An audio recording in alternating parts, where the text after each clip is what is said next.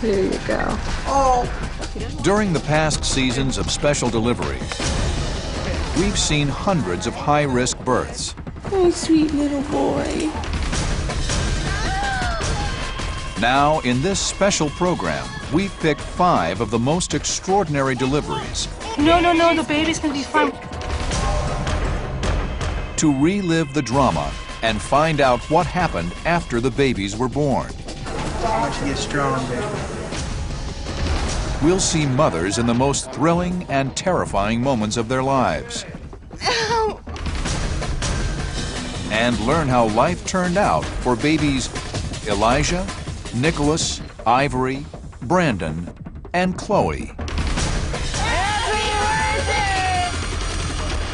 These are special deliveries, growing up.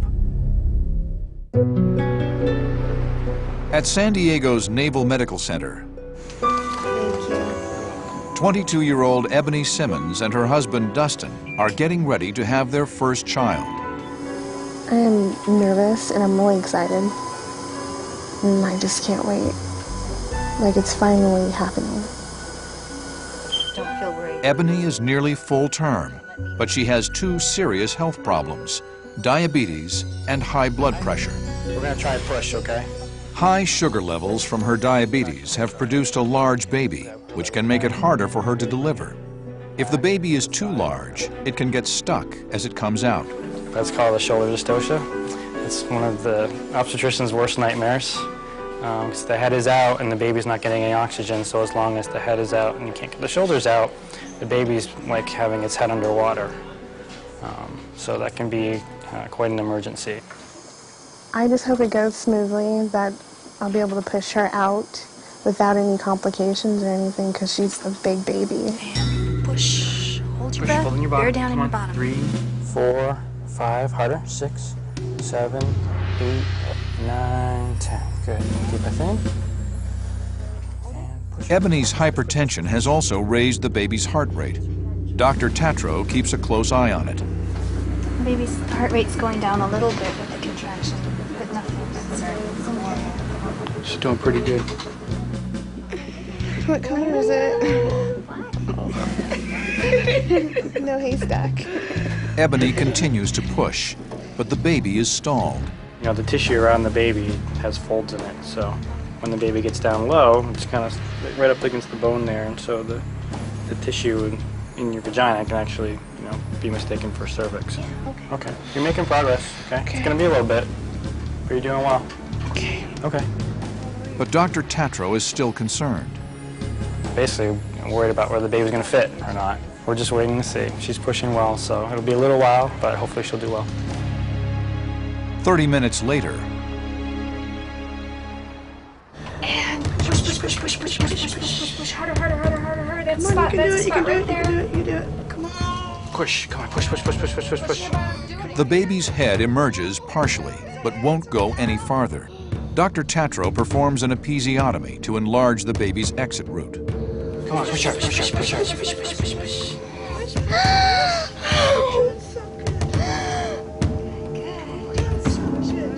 The baby's head is finally out, but her umbilical cord is wrapped around her neck. Squeezed shut by the tight fit, it is cutting off her oxygen supply. Push. Harder. Come on. Dr. Tatro cuts the cord and continues to work at freeing her. Come on. Give us a big push, come on. But to no avail. He can't get the shoulders out.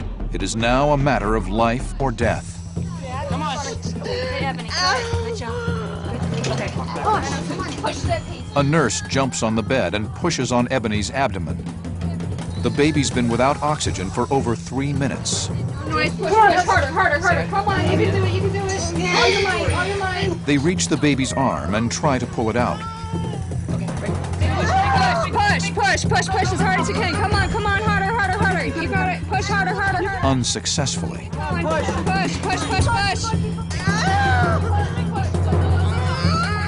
It's over 3.5 minutes without oxygen. Finally, a second attempt works.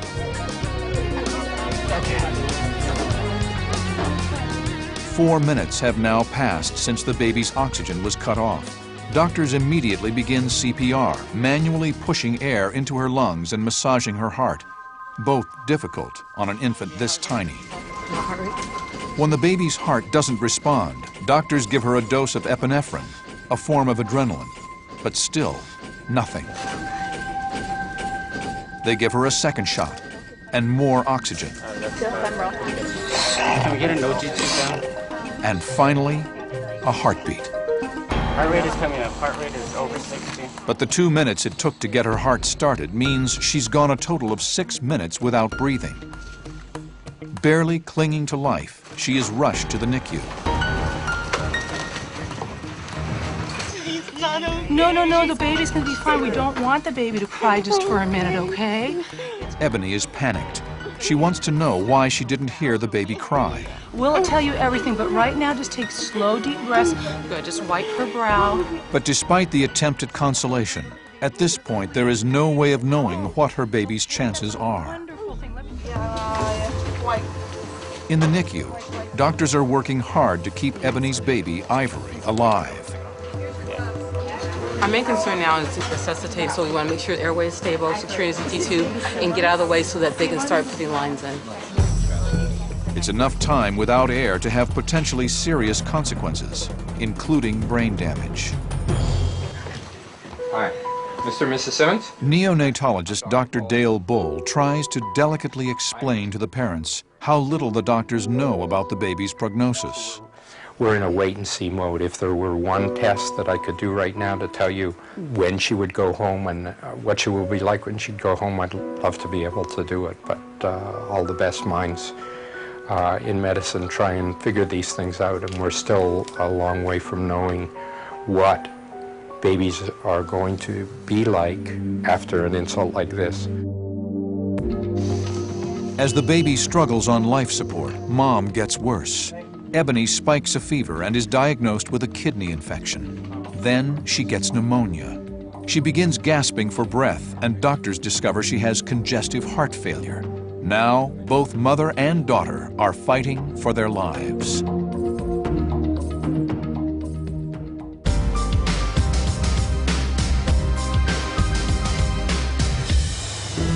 In the high-risk unit at Ohio State University Medical Center in Columbus, 23-year-old Amber Marshall is being rushed into surgery. She is just 28 weeks pregnant. Amber has already faced one terrible loss and could face another. Amber is pregnant with identical twins who suffer from the deadly twin-to-twin transfusion syndrome. What happens is one twin takes all the food from the other twin, and that can actually be very dangerous for both, because one gets overfull and distended, and the other one just gets drained completely. Left untreated, 80% of babies in this condition will die. So 2 months ago, Amber had to make the agonizing decision to end one of their lives to save the other. You have to choose which baby. You know, one of your babies is going to be dead, and which one do you want it to be? They're both really sick. What if we choose the wrong one and they're both dead? So that was a very heavy decision that we needed to make, and we needed to make it now. Amber and her husband Jeremy had her doctors clamp the umbilical cord of the bigger but weaker twin. Happily, the smaller twin survived, and now the mother is in more danger than her baby is. Her blood has suddenly lost the ability to clot. Doctors suspect that toxins from the deceased fetus are causing this disorder, and it's now threatening Amber's life. She would have started bleeding from her gums or bleeding from when she scratched her arm or something like that, and there was very high risk of hemorrhaging and bleeding from any part of her body, which would have been life-threatening to her. I'll wake her up at the end when everything's all done. Don't forget. No, don't worry. Amber's husband, Jeremy, will not be allowed in the surgery. He waits anxiously outside the OR with one overwhelming fear. Losing my wife and a child, you know, they're both at risk here. So, I mean, I'm really, really worried. I don't know what to think or say or do, or I just don't know. I got a lot going through my head at the moment. just pray that everything goes well. In the OR, the neonatal team is keeping Amber from bleeding by infusing her with frozen plasma. After making the incision, they quickly deliver the first baby, Chloe. There we go. There we go. Okay. Little girl. She looks good. Here she is. Here you go. At 28 weeks, Chloe weighs just 2 pounds, 6.5 ounces. A good baby. While neonatologists work on little Chloe, her demised baby sister, Arissa, is delivered.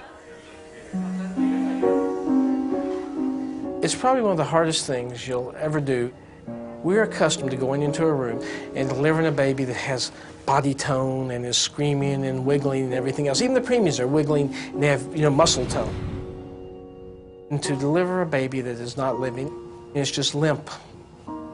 It's a very tough emotional situation for any obstetrician, and anyone who doesn't feel that has no business being in this business. Soon after the delivery, Amber's clotting factors have normalized. For the time being, she's out of danger. But baby Chloe is so premature, she'll need life-giving attention in the neonatal intensive care unit.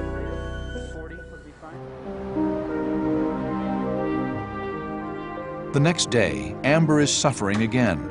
Now the oxygen levels in her blood are dangerously low. Doctors fear a blood clot has entered her lungs. If the blood clot goes through the blood vessels that go to the lungs, then no blood can pass through there, so you can breathe in and out all the oxygen you want, but it's not going to get to the blood. So that's a life-threatening situation. In fact, it's one of the most common causes of inpatient death in the nation, and it's one of the most common causes of death in post-operative patients. It's something we take extremely seriously.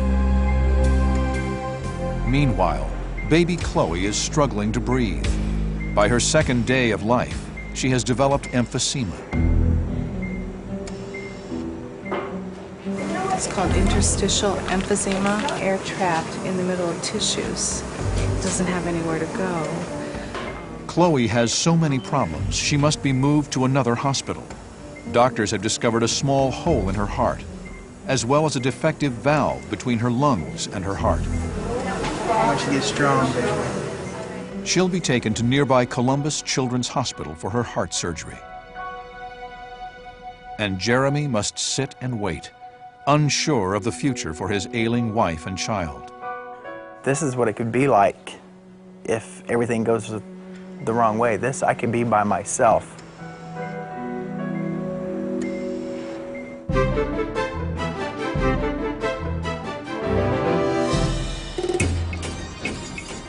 At Ohio State University Medical Center in Columbus, 26-year-old Cindy Carter is in labor, her husband Michael by her side.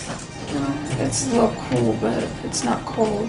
Cindy was admitted 2 weeks ago with preterm rupture of her membrane. Medication and bed rest have delayed labor until today. Right now I'm in pain, having contractions, just really bad cramping. It hurts pretty bad. Her baby will be born at 32 weeks, most likely with underdeveloped lungs and breathing problems. How bad was the worst contraction so far? Think you got up to a 10 out of 10? No, not quite to a 10 yet. Okay. Because her water broke early, Cindy and her child are also at risk of getting a dangerous infection.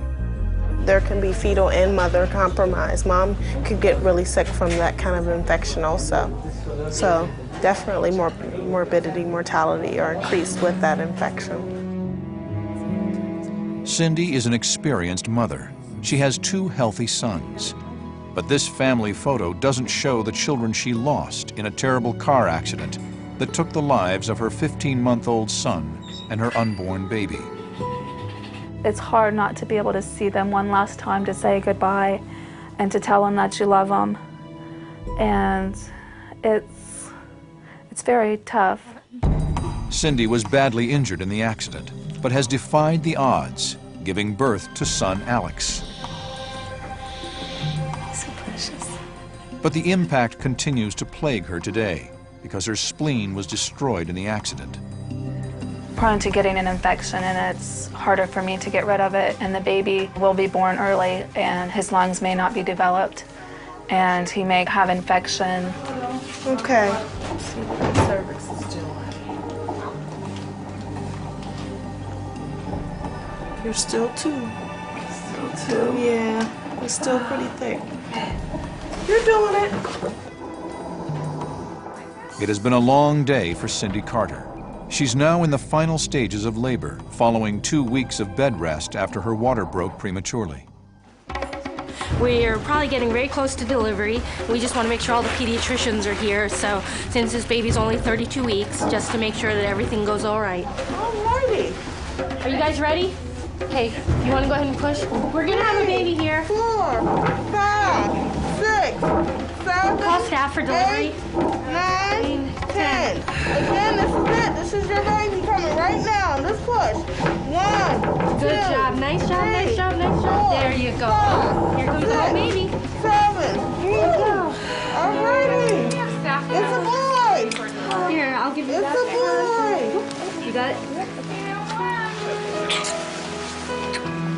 What do you think? Go ahead. Bring hand this kiddo off. You got it. Sweetie. Baby Elijah James is carried to the warming table to be stabilized. Baby's doing good now. He's crying. We're just giving him a little bit of oxygen to pink him up. There you go. I'm just overjoyed. He just is so little and so precious. But tiny Elijah is struggling to breathe. He is taken to the NICU, where the first 24 hours are crucial.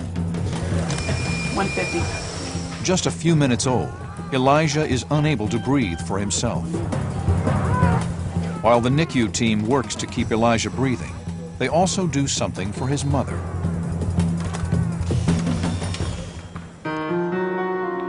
Holding the photos of her struggling infant is a dramatic reminder for Cindy of the fragility of life and of the 2 young lives she's already lost. What will the next year hold for the Carters?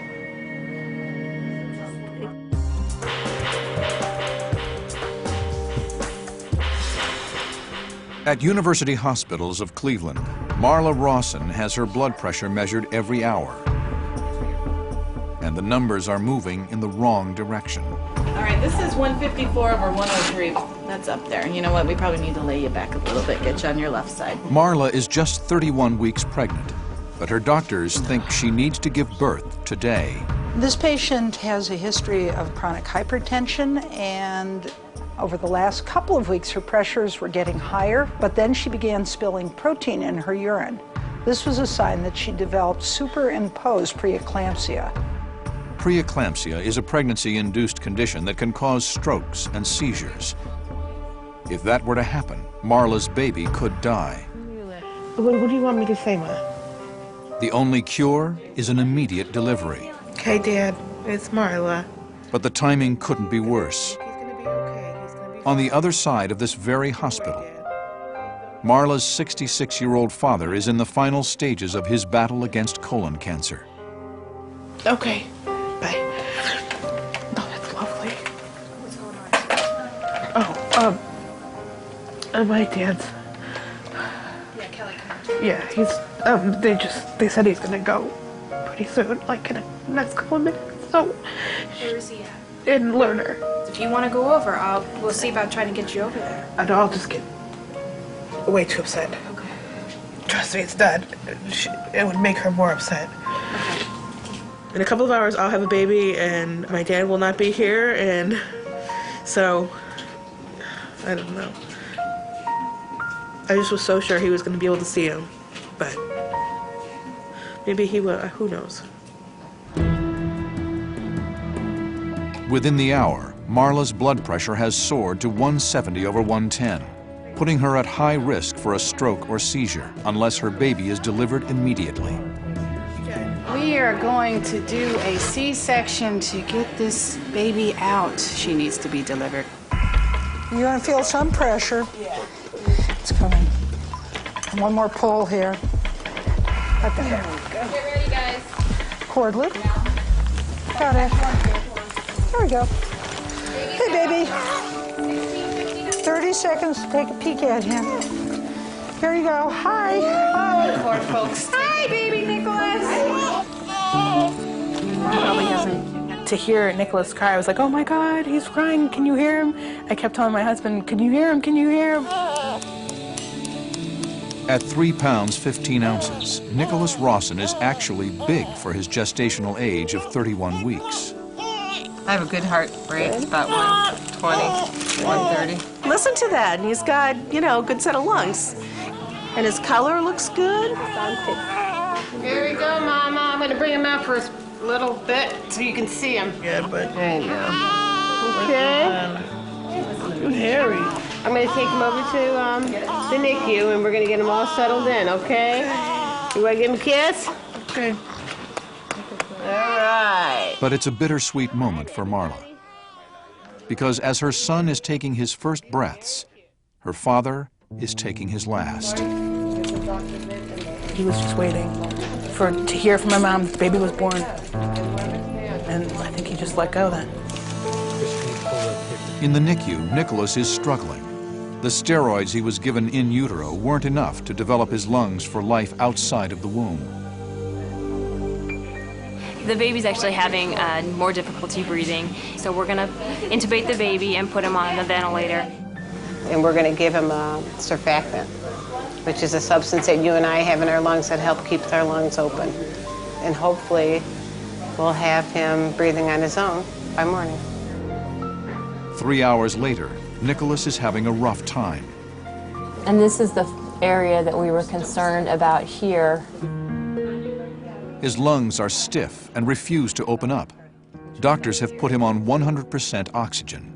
In this film, we don't see it at all. We just see severe it is RDS. a very severe RDS, and it's a pretty significant disease. RDS, respiratory distress syndrome, is not uncommon in premature infants, but some babies just don't respond to treatment. The next day, Nicholas has improved, but not as much as his doctors had hoped. Obviously, the surfactant didn't really do all that it was supposed to do like we originally thought. He is getting better, but he went on another type of ventilator, which is the oscillator. The oscillator is a high-frequency ventilator. It gives Nicholas more breaths per second. I'm not really 100% sure how long he'll be on the oscillator. It's all up to him. He's calling the shots. We just have to figure out what he's saying to us. Nurse for Rawson. Parents are coming back.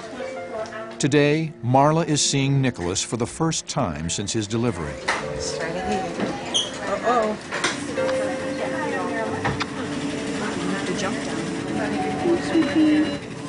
He's better than I expected him to look. He's way better than I expected him to look.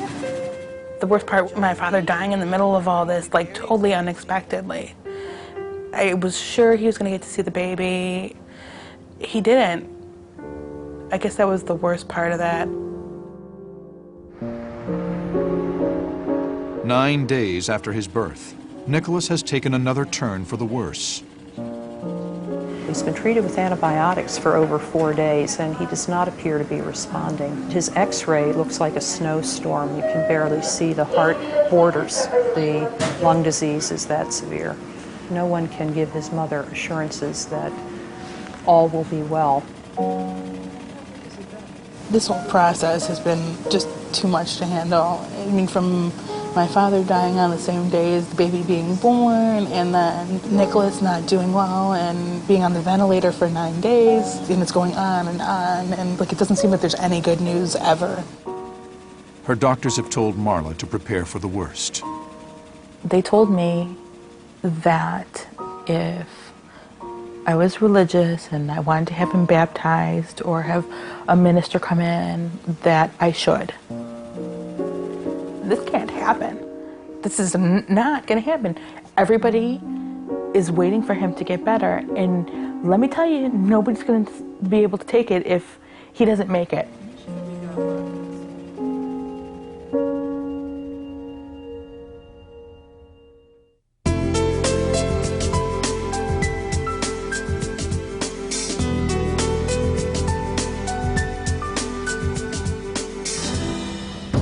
at Ohio State University Medical Center.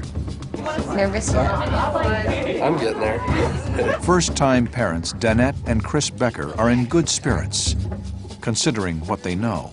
Our baby boy Brandon is having he has spina bifida, so we're going to take him by C-section and take him over to Children's Hospital and have an operation done to close the opening on his back.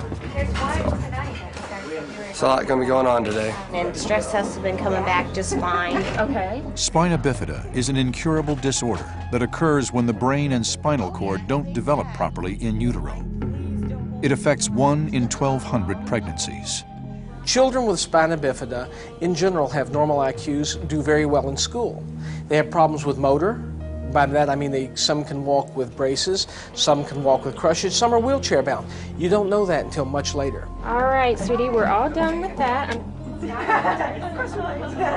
Finding out he had spina bifida was very shocking. You know, I mean, that's something that you're not expecting, especially with your first pregnancy. There we go. Yeah, maybe. Well, I guess the worst part is, you know, there's a possibility he might be in a wheelchair and stuff like that, and you know, that'd be hard on a little kid growing up. Mom and I can deal with it, but it's just how hard it's going to be on Brandon. Spina bifida can be such a devastating condition that parents are given the option to terminate the pregnancy. They mentioned, who've ever thought of abortion, it's like, that's never ran through our mind, you know. Just because he might have a little rougher time growing up, he still has a right to be born too. All right. Good with the hat on, Chris. Haven't even gotten to me yet. She'll be there. From this moment on, life is never going to be the same. It's going to be better. So much. My baby's having a baby. She's doing better than I am. There goes Mommy. You're delivering by C-section because the spine's open in the back and there's a sac covering the spine, and you don't want to damage that on the way out. This open spinal area is fragile and at high risk of infection. So a sterile plastic bag will be placed over the lesion. Okay, give me the bag here. It's an extremely delicate procedure. Remember, we want to make this incision large enough because that's an important thing here. It's not cosmesis, it's to make sure we don't traumatize this child at all coming out. How you feeling there, all right? Everything looks fine. We're about to enter the abdomen. Uterine incision. You ready? You ready? Here comes the baby. There we go. Suction them out. Can I get something to wipe my face off with, please? Cord around the neck, uno times. Okay, you ready? Gentle, gentle, gentle. Gentle, gentle. There's the spina bifida right there. There we go. I want the bag. Shepherd happy. Okay, you got the baby in the bag. Wait a second, okay, let the arms be out of the bag. Wrap it, hand it face down toward Ed. Ed, there's a big clamp. What about a metal clamp? There we go. He's beautiful. We can't wait to get to hold him. So what are you guys doing right now? We're just doing standard resuscitation stuff modified to do it sideways. Basically keeping the baby dry, keeping the baby warm. And you're gonna cry for us. The size and position of the defect tell doctors something about the damage involved. Okay. It's hard to tell exactly what's there, but it's pretty big. Wrap you up. Baby Brandon's defect is substantial. Okay, we're gonna wrap you up. I'm gonna call for transport, and you're gonna go get to meet Mommy. Before he is taken for surgery, Brandon gets a chance to meet his mom. He's doing great. Oh, good. He's doing great. Oh, sweet little boy. Just hours after delivery, baby Brandon is on his way to surgery at nearby Columbus Children's Hospital. His operation must be done within the first 24 hours. I'll see you later, okay, baby boy? It's okay. I love you. Mommy loves you too. The procedure can't fix any nerve damage, but it is critical to close off the exposed spinal material to protect it from infection. What we have here is the spinal defect. This is the splayed out spinal cord that is part of the primary defect in spina bifida. And our job is to clean this area off and fold this nervous tissue inside into the normal space and close the skin. So.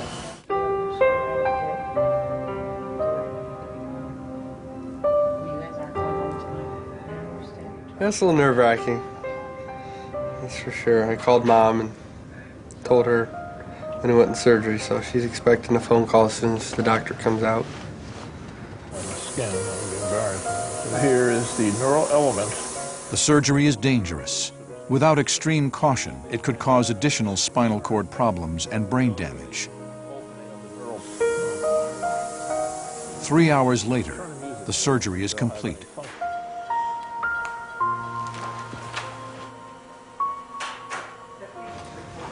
Everything did real well. Good, good. The covering we made around the spinal cord elements is good and healthy, and the skin looks real healthy, so baby should heal fine. Good. Now he'll be down here for an hour or so while they make sure he's breathing okay. They think they're going to be able to get him extubated, and then you'll be able to see him on the 4th floor of the intensive care unit. Good looking head, normal looking head at this point, which is a very good sign in terms of brain development. Good, good. A week later, Brandon shows no signs of infection. He's doing all right, and still have to kind of wait and see how much, movement he has in his legs. But regardless, he's a wonderful little boy. We're happy to have him. We're excited. However, another problem is developing. Spinal fluid is backing up in Brandon's skull, threatening to crush his brain. It's called hydrocephalus, or water on the brain. He'll need another surgery. Determination is what he needs to get through everything, and he definitely has it. Even now, only being a week old, we can tell. I'm not really awake. Coming up, what life holds in store for Brandon. And for Elijah, Chloe, Nicholas, and Ivory.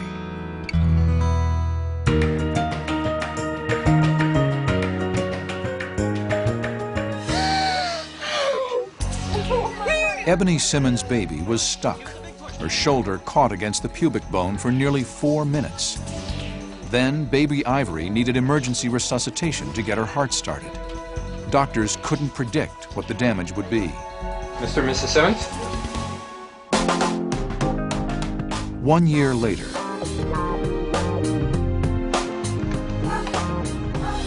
Ivory is on her way to physical therapy.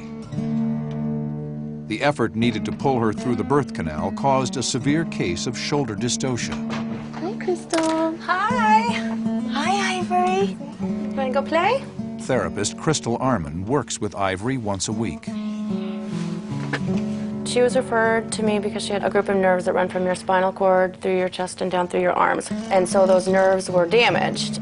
When she was born, Ivory had little strength in her left arm. I think that she'll be able to learn to do pretty much everything that a typical child would do. She gets older, learning to button her shirt and things like that might be a little bit more challenging for her.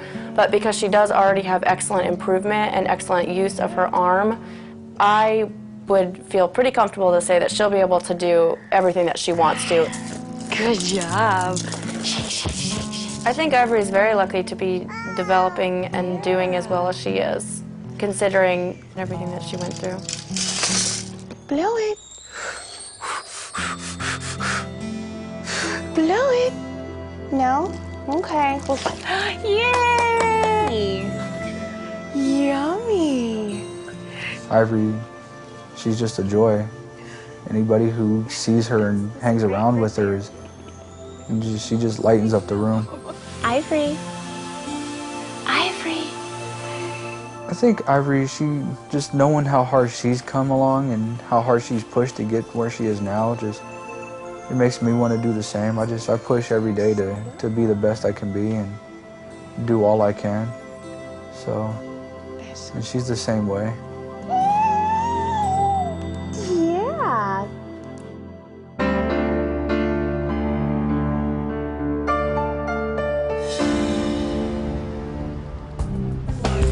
we go. Hey, baby. As Marla Rawson delivered her son, Nicholas, she knew that her father was taking his last breath in another part of the same hospital. Nicholas was a fragile infant, and each day after his birth, Nicholas got weaker. By the time he was 9 days old, doctors told Marla she might want to call a priest. Instead, she called her mother. When Marla called me and told me they told her to baptize the baby, the doctor told her at the hospital. I found a picture of my husband. I said to him, "Don't you let this happen."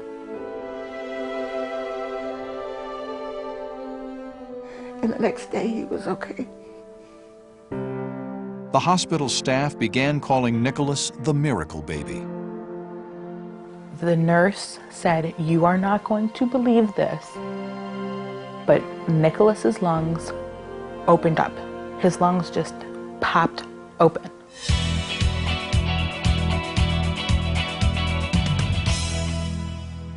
Okay.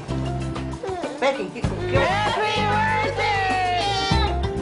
I'm sure that my father had something to do with this baby getting better, whether it was him, you know, being done, having his time with them being in limbo or something, or, you know, him just being like his guardian angel. He had something to do with it. Oh, where'd it go? Where'd he go? Since Nicholas came home from the hospital, therapist Rebecca Bonner has worked with him to monitor his growth. We were assigned to him just because he was high risk for having developmental issues. I mean, he was having a real rough time there for quite a few weeks. And as premature as he was and everything, it's just a miracle that he is not having any problems in any areas. Yay! Nicholas was born about 2.5 months premature. So at age 1, he's only expected to be at the level of a 9.5-month-old. Physically, he's like up to his adjusted age, you know, no delays in any areas. In terms of his mental development, he's just doing wonderful. Yeah, good, yay! Where's music? We need to watch out for speech problems and hearing problems because he was on the ventilator for so long, but he doesn't seem to be having any of those issues. Oh, look at this. I would like Nick to know about my father as he's growing up, to know what kind of person he was, who he was, and how much he cared about his family, and how much he took care of his family. It is fabulous to have Nick being a normal, healthy baby. It's scary to think that your child is going to die, and I feel very lucky to have him every day.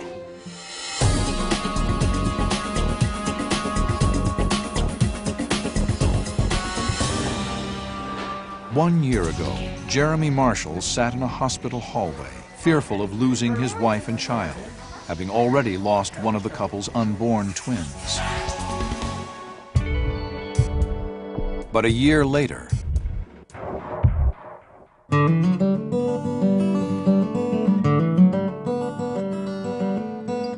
family and friends gather to celebrate Chloe's first year. Her heart surgery was a complete success, and she came home 2 months later to take her place alongside her big brother, Jaden. Make a wish. Chloe is wonderful. Chloe is, you know, it's cliche for somebody to say she's the apple of my eye, but she really is. Happy birthday, baby. I love you. Amber recovered from her pregnancy-induced clotting disorder and is now a healthy, full-time mother.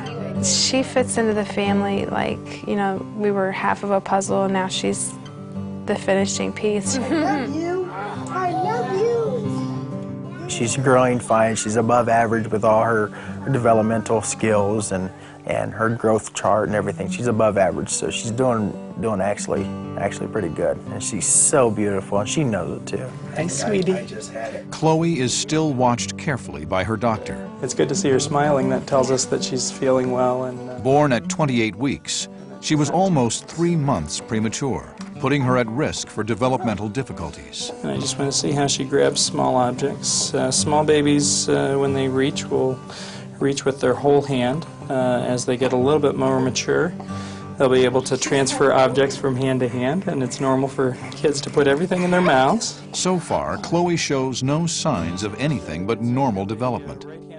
She's a happy baby with a bright smile in a family that couldn't be more delighted to have her.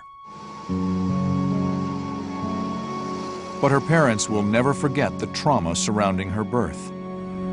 They will want her to know not only of her own struggle to be born, but also of the sister who never was, her stillborn twin, Arissa, whom she'll visit each year on a birthday that belongs to both of them. We just, small little casket. I carried it up here. It was a hard walk. It really was. I carried it by myself. I figured she carried it for 9 months. I carried her to her last resting place. Yeah, that was definitely the worst day. Yeah, definitely. Ever.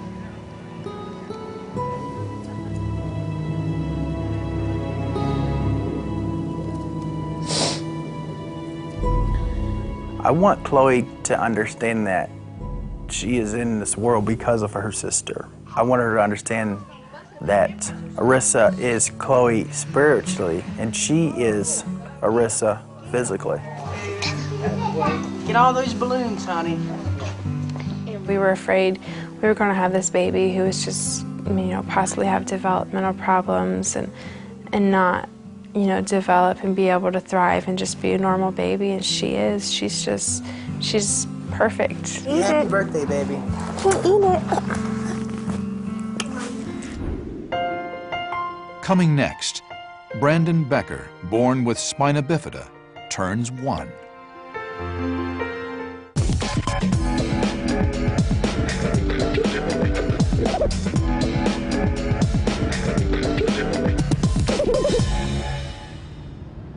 At University Medical Center, Danette Becker is back, less than a year after giving birth to her first child, Brandon.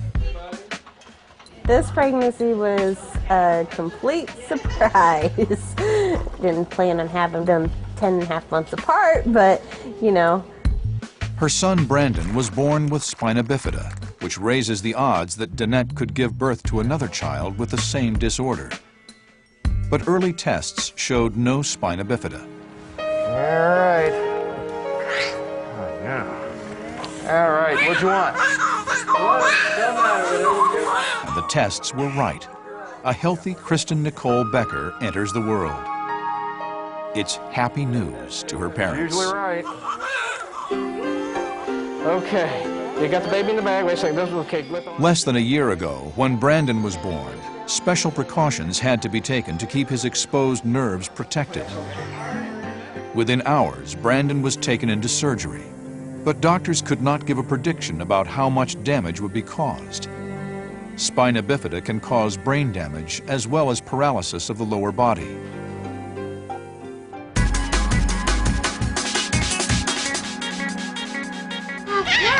Clap for mommy. Clap for Brandon has become an inquisitive, energetic 1-year-old. Brandon has excellent verbal skills. He's waving bye-bye. He's playing pat a cake. He's smiling. He's got mama, dada, and baba, which means bottle, and that's exactly where we would expect his language to be. It's his favorite. Clearly, the surgery to correct the water on the brain when he was a month old was a success. Well, these are the actual CT scans of Brandon, done a few weeks after birth, and demonstrates the fact that these fluid spaces in here that are called ventricles are much larger than normal. So a plastic tube was run from Brandon's brain through his neck to his abdomen to drain the excess fluid. And as such, we now have what looks to be the normal size of the ventricles. There's the tubing that goes in, and there's the normal ventricle. But as lucky as the Beckers have been, there has been no miracle that allowed Brandon to control his legs. We're looking for him to be supporting himself on one hand. That helps to build that upper body strength, to build those arm muscles up that he's going to need for crawling. independent movements. Eventually, he will need leg braces or a wheelchair to get around. For now, limitations are the farthest thing from his mind. Brandon gets around, I guess, kind of like a normal kid. He just crawls on the floor using his arms. He doesn't get to use his legs, but he's just as mobile as any other kid. He gets into trouble. No, buddy, you can't be in there. You can't have that stuff. He basically goes where he wants to go. Brandon, can you blow it out and make a wish? No. No? Go ahead, Dad, Mom. Brandon to us is a totally normal child. Treating him any differently would be wrong for him. He needs to be treated just like any other kid would be. And just because he might have legs that work a little bit slower, that has nothing to do with it. Brandon's inspired us. He's such a strong boy, and he does what he wants, whether his body lets him or not. Life's definitely changed since we've had Brandon. A lot to take care of, little guy. But it's great. We love it. We love having him.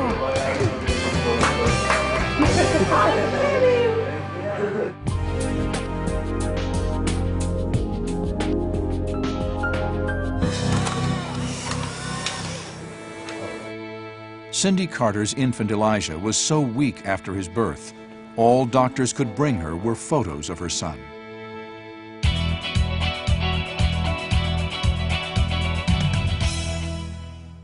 You gonna say bye, Elijah? Are you gonna say bye? I got a smile.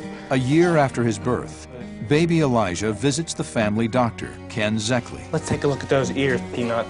Elijah's heartbeat and breathing had to be carefully monitored for his first 6 weeks of life. Now, the occasional checkup is all that's necessary. 3 months ago, tubes were placed in his ears to drain an allergy-induced infection. It may have affected his hearing and slowed his learning to talk. Since a learning disability could also come from his premature birth, it's something to watch. You know, you said that he's saying mommy and daddy, he's got one other word. Usually expect him to have 3, so we got to keep an eye on that and make sure the speech is continuing to develop. Healthy baby boy as usual. Huh.